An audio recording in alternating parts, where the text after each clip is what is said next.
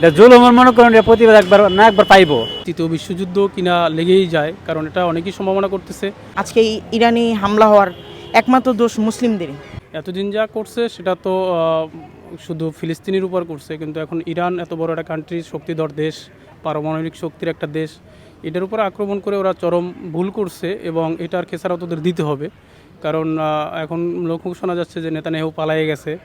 তো সেক্ষেত্রে ইরান এটার জবাব অবশ্যই দিবে। ইসরায়েল যে এতটা সাহস দেখাচ্ছে, এর পাশে ওরা মনে করে যে যুক্তরাষ্ট্র পাশে আছে, আমেরিকা ওদের সাপোর্ট দিচ্ছে প্রত্যক্ষভাবে পরোক্ষভাবে, এই জন্য ওরা এতটা বেপরোয়া গতিতে আর কি আক্রমণগুলো করতেছে। আর মুসলিম বিশ্বগুলো আসলে কেন সাপোর্ট দিচ্ছে না ফিলিস্তিনকে বা ইরানকে?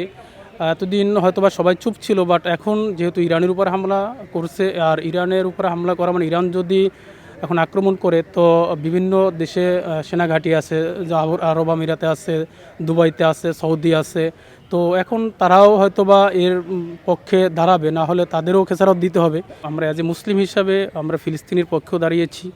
এখন ইরান যেহেতু ইরানের উপর হামলা করছে, অবশ্যই ইরানের পক্ষে দাঁড়াবো, ইরানের পক্ষেই আমরা গান গাইবো, দোয়াও করব যাতে আমরা মুসলিম বিশ্ব জয় করে এবং ইহুদি যারা আছে বিধর্মী তাদের যাতে পরাজয় হয়, এটা আমরা আশা করি ইনশাল্লাহ। বহির্বিশ্বে আমরা এখন সম্ভাবনা করতেছি যে তৃতীয় বিশ্বযুদ্ধ কিনা লেগেই যায়, কারণ এটা অনেকেই সম্ভাবনা করতেছে যে যেহেতু ইরান হামলা করলে ইরানের পক্ষে দাঁড়াবে আরও বড় বড় মুসলিম কান্ট্রি, পাকিস্তান দাঁড়াবে, তুরস্ক দাঁড়াবে।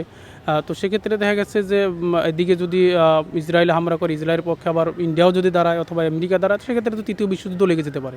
এটা তো কবর দেখতেছে, এটা তো এরা করতেছে, মনে করেন এরা জুলুম করতেছে।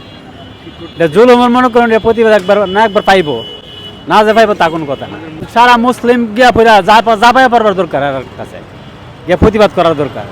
আমরা তো এই মুসলিমে তো মনে করেন এটা কোনো ইয়া করতাম পারতাছি না। এরা তো আস্তে আস্তে আস্তে আস্তে দিন দিন বাড়তি আছে।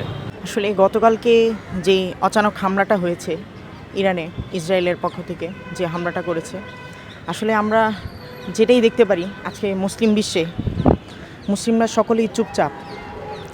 আর একদিকে শুধু একমাত্রই বর্বরতার চূড়ান্ত পর্যায়ে পৌঁছে গিয়েছে ইসরায়েল, এবং আমরা এতগুলো মিডল ইস্টের প্রায় 21 থেকে 22টা দেশ এবং ইরান এছাড়া আরও যত দেশ আছে অনেক শক্তিশালী, আমাদের মুসলিমদের মধ্যে অনেক শক্তিশালী এবং অর্থনৈতিক দিক থেকে এবং সামরিক দিক থেকে অনেক শক্তিশালী দেশগুলো রয়েছে, কিন্তু আমরা আজকে নীরবতার একটা বৃহৎ অধ্যায় পার করছি।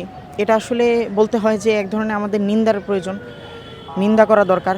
এবং ইসরায়েল যে আজকে আমাদেরকে হামলাগুলো করছে, আমরা একজনও কোনো দেশ কিংবা কোনো ব্যক্তি সামর্থ্যবান কিংবা যার সামর্থ্য নেই, কেউই সঠিকভাবে এটাকে প্রতিরোধ করার জন্য চিন্তা করছি না।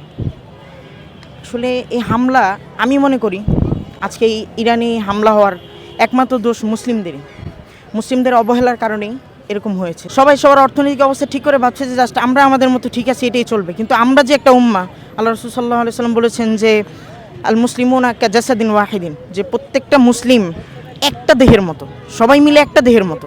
যখন আমার ইরানের গায়ে যখন হত্যা করা হয়, কেমন যেন আমার হাতে হত্যা করা হয়েছে। আবার যখন আমার ফিলিস্তিনির ভাইদের উপর, সন্তানতুল্য সন্তানদের উপর, এই ছোট ছোট বাচ্চাদের উপর নির্মম হত্যা করা হয়, তখন কেন যেন আমার গায়ে আহত করা হয়েছে, আমিই যেন আহত হয়েছি। কিন্তু আমাদের প্রতিবাদের স্থানটা থেকে আমরা আসলে সঠিকভাবে প্রতিবাদ করতে পারছি না। এর সবচেয়ে প্রথম দোষ হচ্ছে মুসলিমদেরই, নিজেদেরই দোষ। কারণ হচ্ছে আমরা নিজেদের থেকে সঠিকভাবে শক্তি সঞ্চয় করতে পারছি না।